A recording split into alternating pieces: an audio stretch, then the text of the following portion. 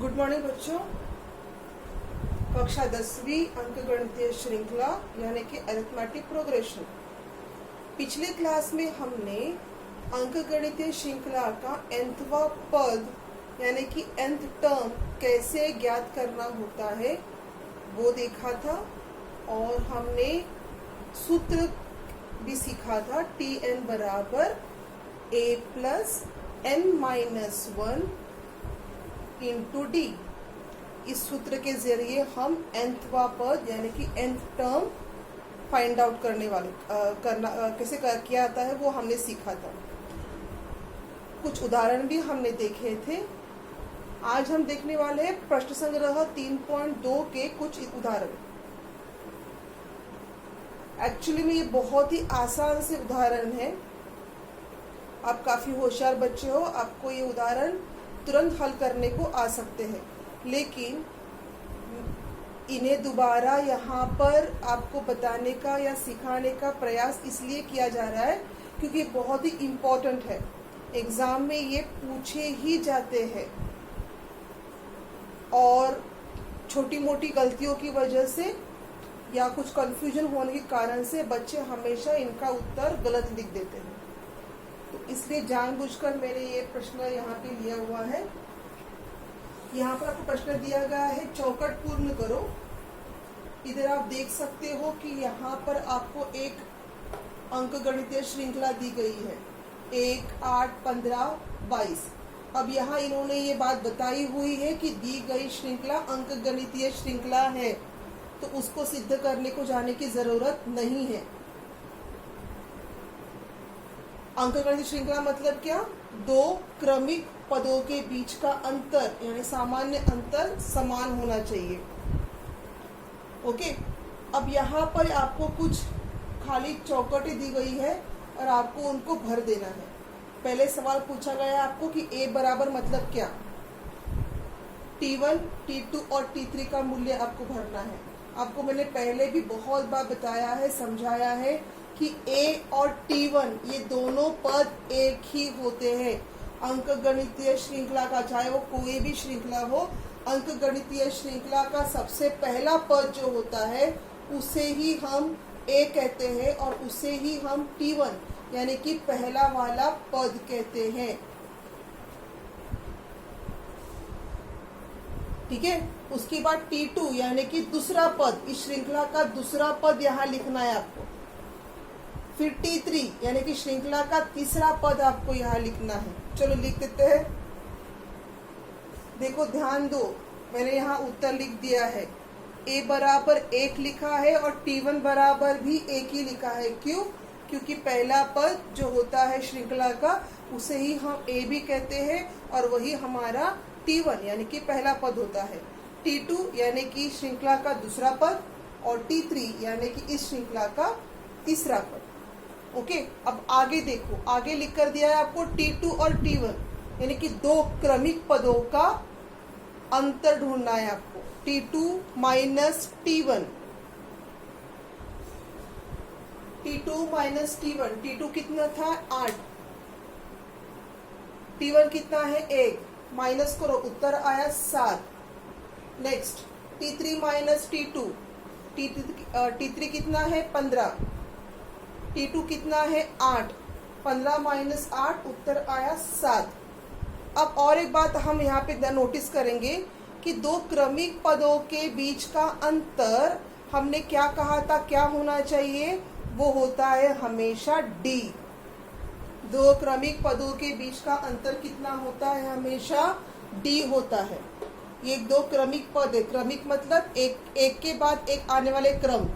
2 और 1 क्रमिक पद है, 3 और 2 क्रमिक पद है ना। तो दो क्रमिक पदों के बीच का अंतर जो होता है उसे हम क्या कहते हैं अंकगणितीय श्रृंखला में?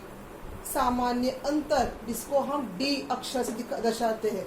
तो इसलिए यहाँ पर आपका d कितना आया है? 7। और यहाँ पर भी d कितना आया है? आपका 7।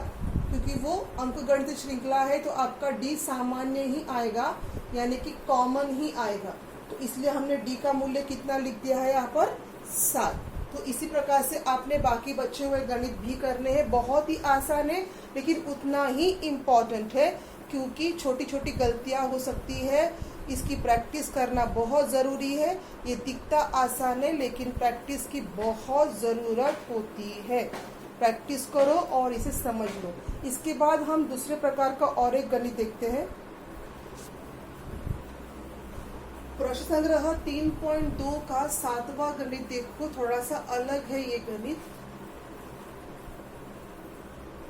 अंकगणितीय श्रृंखला, मैंने शॉर्टकट में लिखा है यहाँ पर। किसी अंकगणितीय श्रृंखला का 11वां पद 16 है, 21वां पद 29 है, तो 41वां पद ज्ञात करो। देखो यहाँ पर श्रृंखला आपको पूर्ण श्रृंखला नहीं दी गई है, परंतु श्रृंखला के 2 पद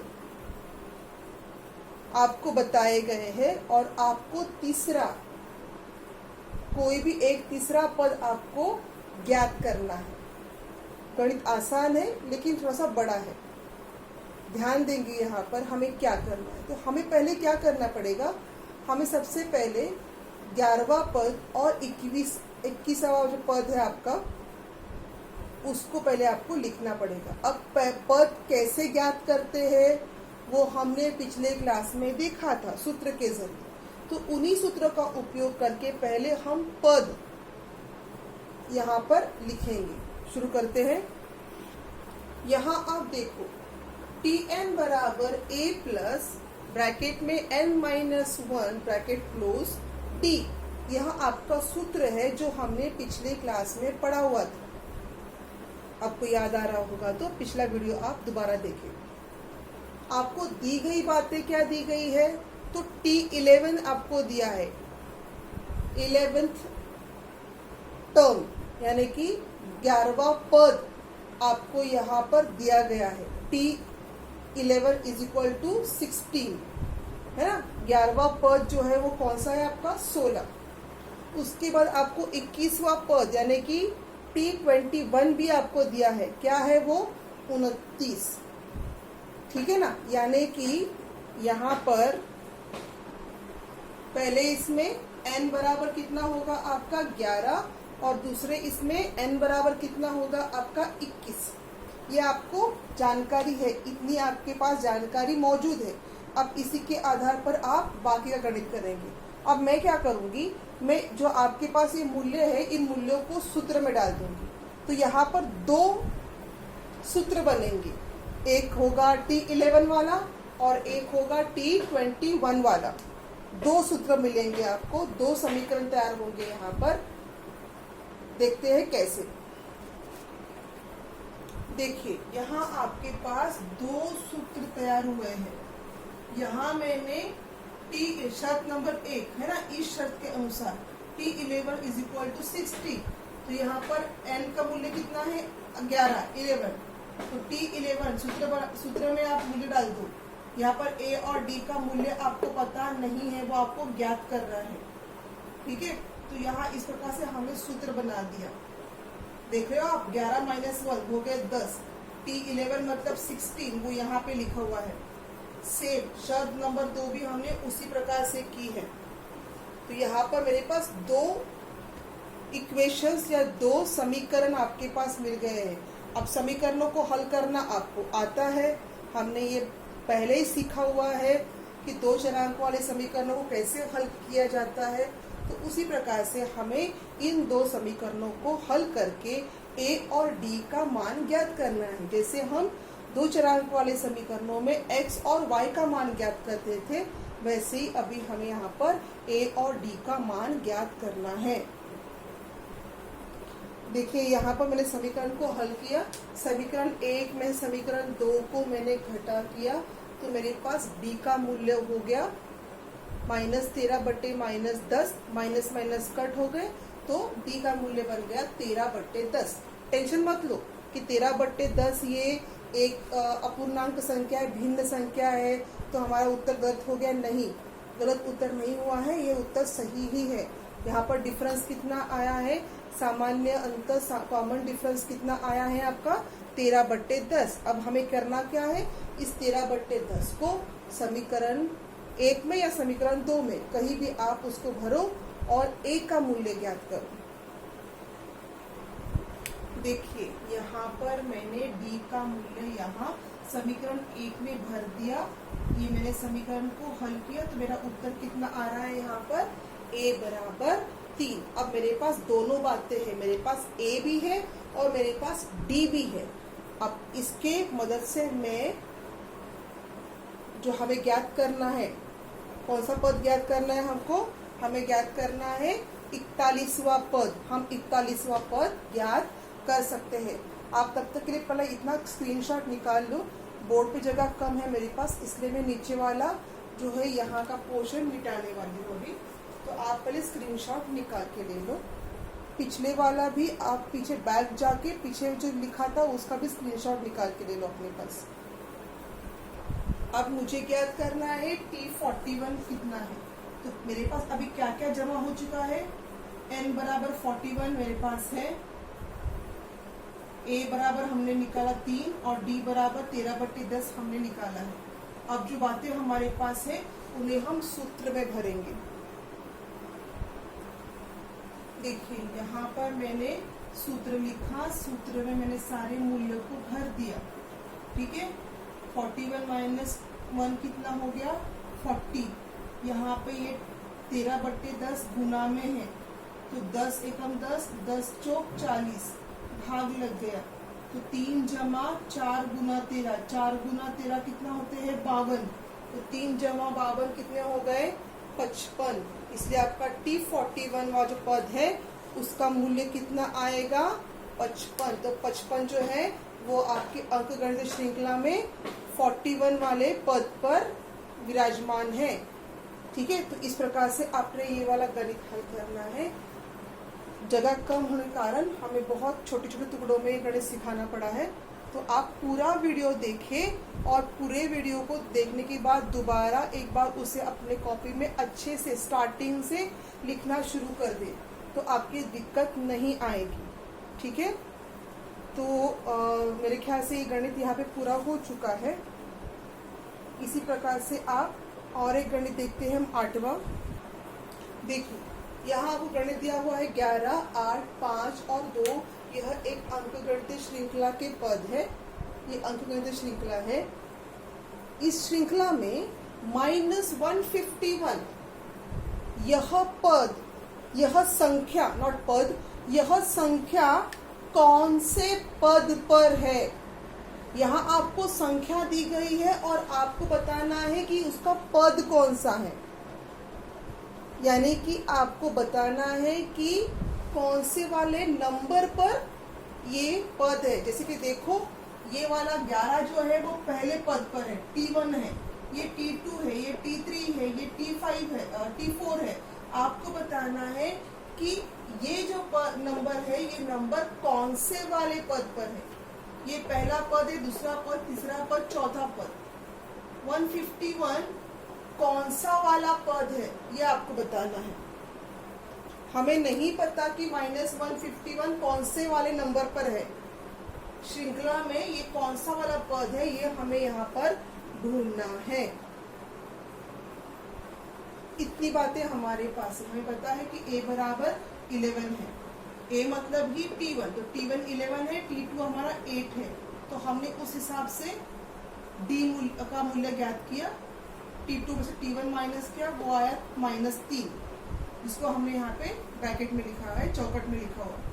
Tn बराबर -51, 151। अब Tn क्यों लिखा है कि n का पद हमें मालूम नहीं है, n हमें फाइंड आउट करना है। ठीक है ना, तो अब इसको सूत्र में लिखो। देखो दी गई बातों को हमने, ये सूत्र है हमारा, आप सूत्र को जानते हो, हमने सूत्र पढ़ा है। इस सूत्र में हमने दी गई बातों को भर दिया। Tn कितना है हमारा -151 है ना, a कितना है हमारा 11, n हमको फाइंड आउट करना है और d कितना है हमने ज्ञात किया है -3। अब आपके पास सब कुछ है, आपको n फाइंड आउट करना है, करो। देखिए मैंने यहाँ तक आपको हल करके दिया हुआ है, मैंने मूल्य भर दिए। ये -3 से मैंने ब्रैकेट को गुना किया, तो -3 गुना n -3n -3 गुना 1 माइनस माइनस प्लस तो हो गया 3। अब आगे 11 और 3 का जमा करो और उसे -151 से माइनस। देखिए यहाँ मैंने क्या कर दिया, इसे हल किया। यहाँ पर 11 और 3 का उत्तर आया 14, ये 14 यहाँ जाएगा तो बन जाएगा -151 -14 बन गया -165। 3 से उसको भाग लगाओ, उसका उत्तर कितना आया 55। तो -151 यह संख्या इस अंक गणित श्रृंखला में कौन से पद पर है? 55 पद पर है। बहुत आसान है पर इसको बहुत ज्यादा प्रैक्टिस की जरूरत है। ये nthवा पद क्या है, संख्या क्या है, कंफ्यूजन होने की शक्यता बहुत ज्यादा होती है, बहुत अधिक संभावना है। इसलिए जब तक आप इसे अपने आप प्रैक्टिस नहीं करते तब तक आपको ये गणित समझना कठिन हो जाएगा, जबकि ये बहुत ही आसान पाठ है। आप इसको दोबारा एक बार प्रैक्टिस करो, प्रैक्टिस करते रहो, वीडियोस को बार बार देखते रहो और अपने हाथ से गणित कॉपी में लिखो। जब तक आप खुद अपने हाथ से उदाहरणों को हल नहीं करोगे तब तक चाहे कितना भी आसान गणित क्यों ना हो, आपको वो समझ में आने वाला नहीं है। गणित को पढ़ा नहीं जाता, गणित को हाथ से प्रैक्टिस किया जाता है। तो आपको विनती है, आप बार बार गणितों की प्रैक्टिस करो, अधिक से अधिक गणितों को हल करो। धन्यवाद।